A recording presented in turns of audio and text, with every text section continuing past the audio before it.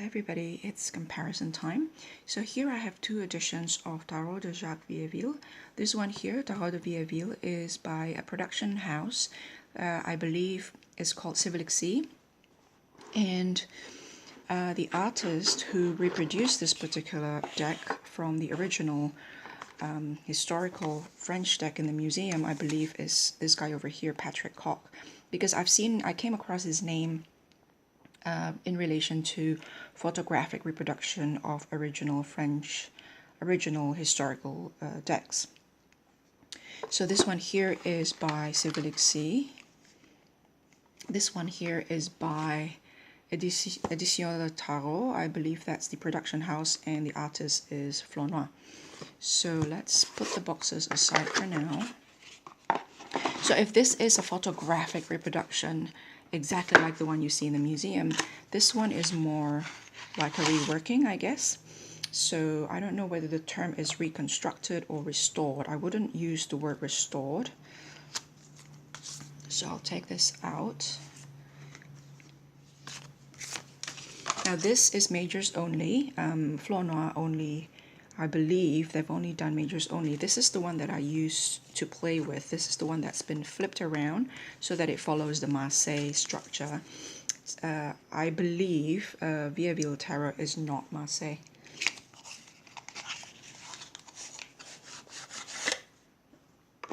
Okay, so first of all, I'm going to remove the minors because there's nothing to compare it with. Oh, at least I don't have anything to compare it with. I don't know how many other versions out there. I'm still looking into that for myself. Okay, so we'll remove that.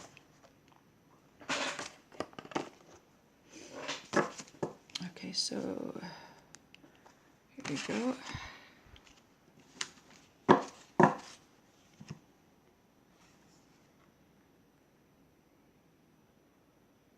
So that's the Magician.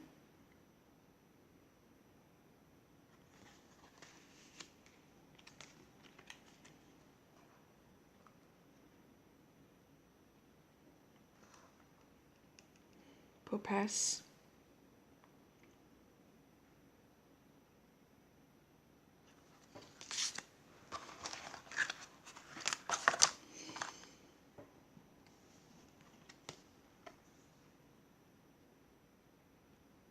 Empress.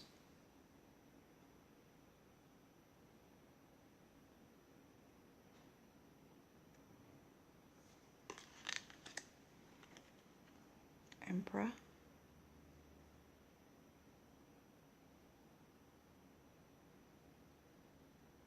So the left is, I believe, as found in the library,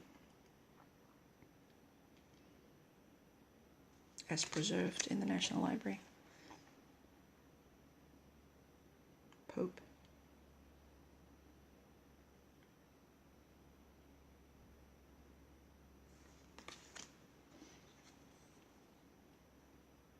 L'amour, lovers, love.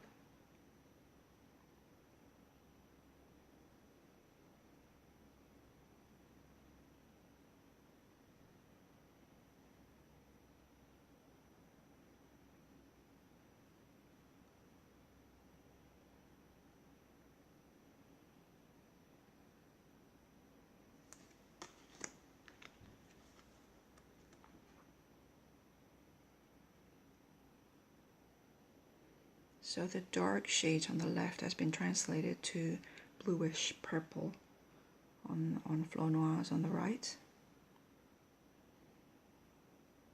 And that's light blue, you can't really tell, but that's light blue to light blue, white to white, red. What seems to be orangey over here has been translated to yellow here. It will be interesting to research whether Flornoy have tried to understand whether the colors as we found them today, the way it looks on the left there, are colors that have been aged, or he take into consideration the age, so that perhaps he's thinking it'll be interesting to confirm whether he thinks that originally those colors are a lot brighter than we found them today due to the due to the deterioration of the pigments after over 300 years. So the robe there has been translated to light blue. On the left it looks very gray. And the dark part on the left has been translated again to purplish blue. What looks like orangey on the left has been translated to yellow. And what looks like very dark orange or orangey red on the left is red on the right.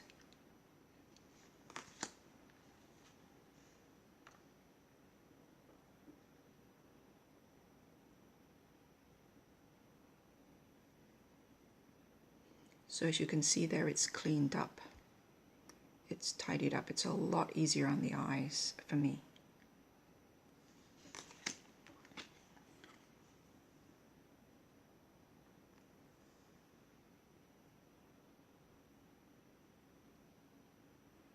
So the orange on the left has become two parts. One is very peachy around the arm and very yellow around the robe.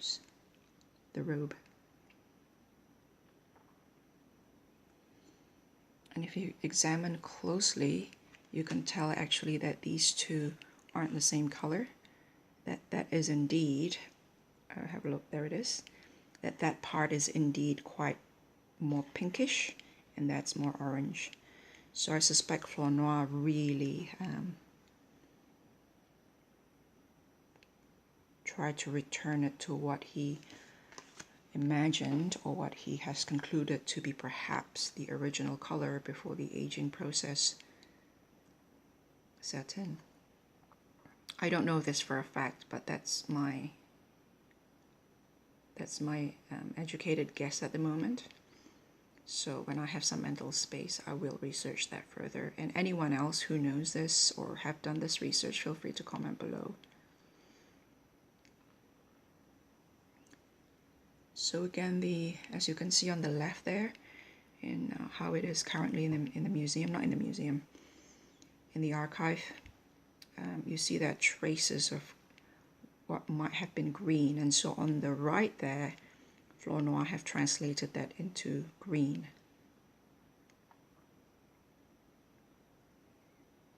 The torso of this person.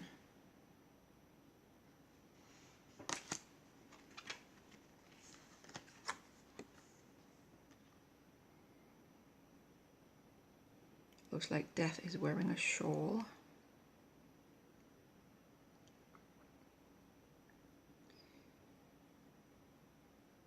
If you look on the left, it seems like, especially on one of his legs there, it seems like colors may be applied one on top of the other. And so I suspect Flornoy have concluded that whatever is on the top side is the color of choice. So on one of the legs there, that one there, you can see that darkest shade on top of what looked like a peach shade underneath it. And so here it's translated to sort of light bluish color there, but it has a peachy undertone, interestingly. It's probably not as clear through the lens there, but this one here is baby blue, while this one here is baby blue with a little bit of peachy undertone. So he followed. So, okay, my initial observation wasn't accurate, but he actually followed. If there's a couple of layers there, it looks like he layered it here too. So there's a peachy layer underneath this dark shade, and this dark shade have been translated to blue, light blue. And so he did that here as well to be consistent with that one there. And this one is baby blue, and that's baby blue. And I suspect he had concluded, I'm sorry about my plastered finger there, there's a shade of green on top of that yellow, so he put green on top of the yellow as well. A blob of green there. Underneath it is yellow.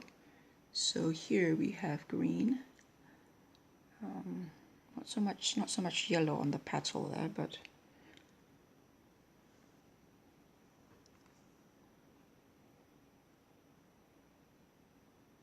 you see there's a little blob there.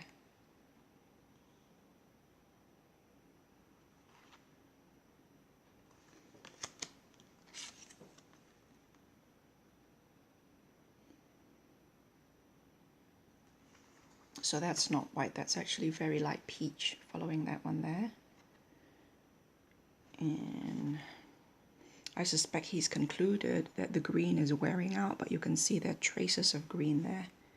And so instead of this blob of orange here, he put green on the wings there.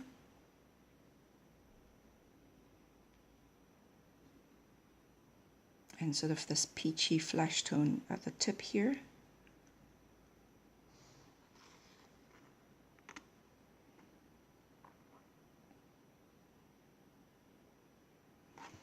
And again, you can see the layer here of what was a layer of green that's wearing out, revealing the orange underneath.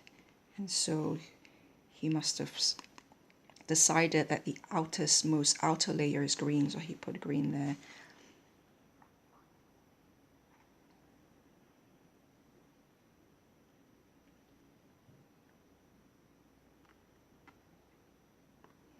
I was just looking at the Temperance feet or shoes, or the tip of her feet there, so it's all a bit blobby on the left and it's been made clear on the right.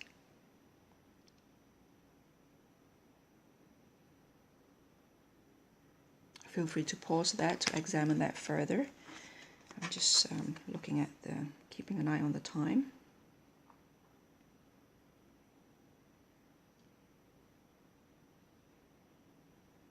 So feel free to pause that. I'm making sure everything is in frame. This is what is conventionally the tower. This is what we usually know as a tower.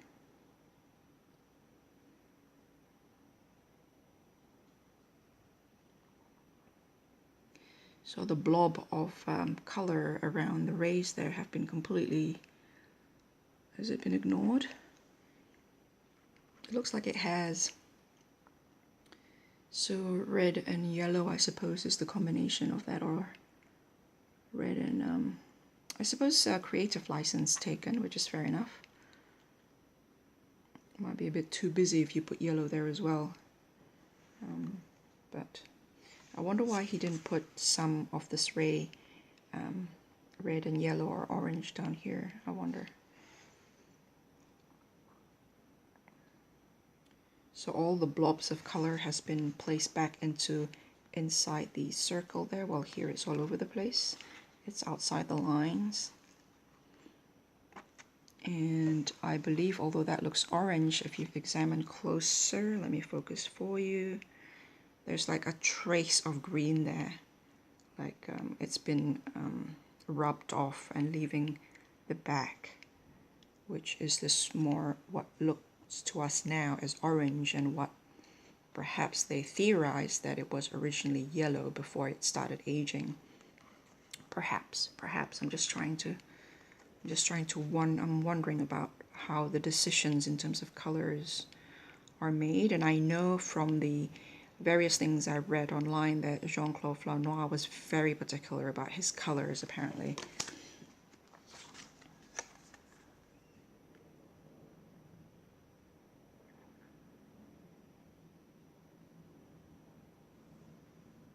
So again, here on camera it looks white, but it's actually peach here, really faint peach.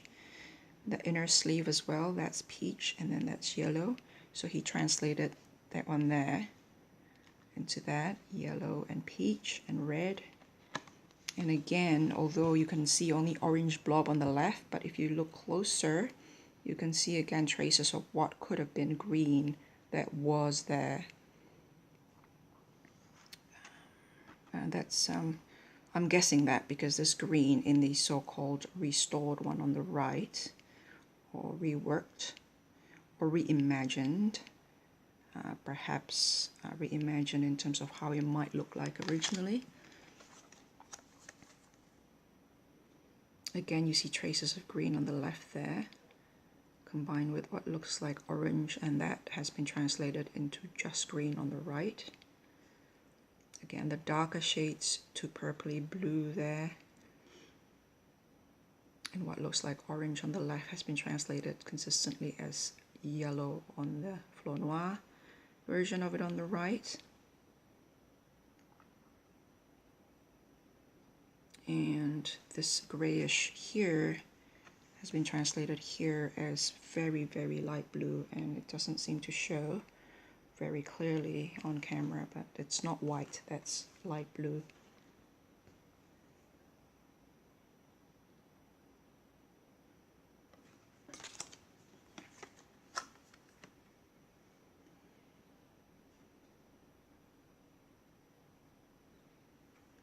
The tail of the horse here is peachy as well, like flesh color, the same color as the body here, which is consistent with that one there.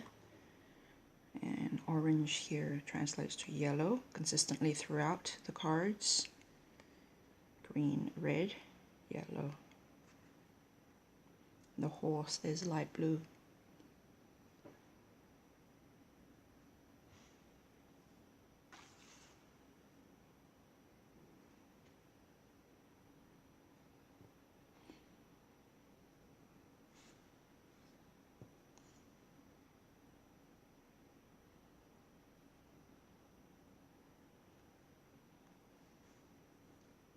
The sun, apparently the inspiration for the sun card in the Rider-Waite-Smith deck.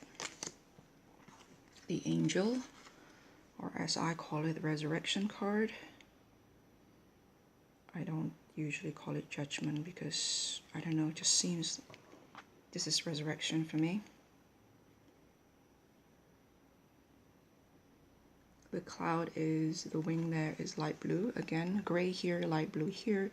This dark one is purpley blue, well, purple really.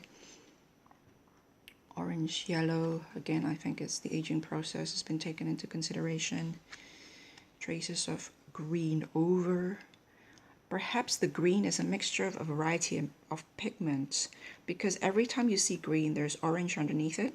So I'm wondering if that pigment faded into orange, or what looks like orange to us.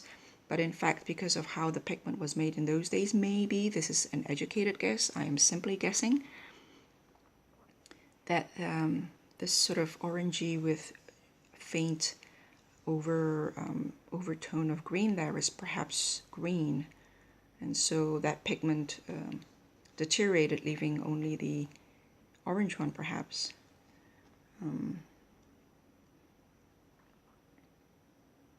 So that's green. Again here, that faint, that kind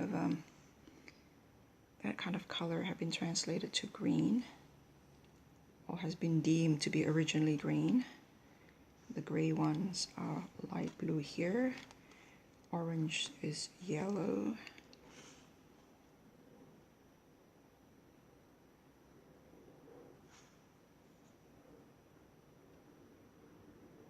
So as you can see, it's simply been tidied up, and Flornoy's version is loved by many for a reason. It's just so much easier on the eyes. Although the left, the original, is ever so charming as a reference deck for me, as a study deck, or even to read really, but for now I prefer the right. I prefer Flornoy. And the last card is the Mad One.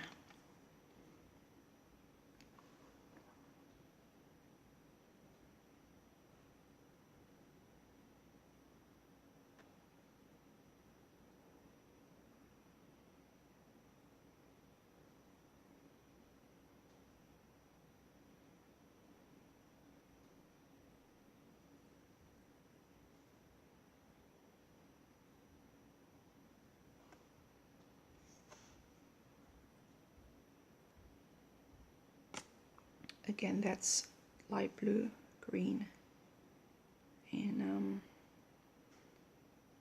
yellow. yellow green.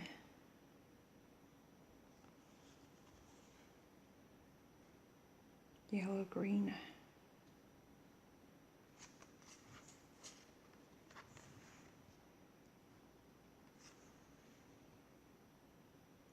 That's the mad one.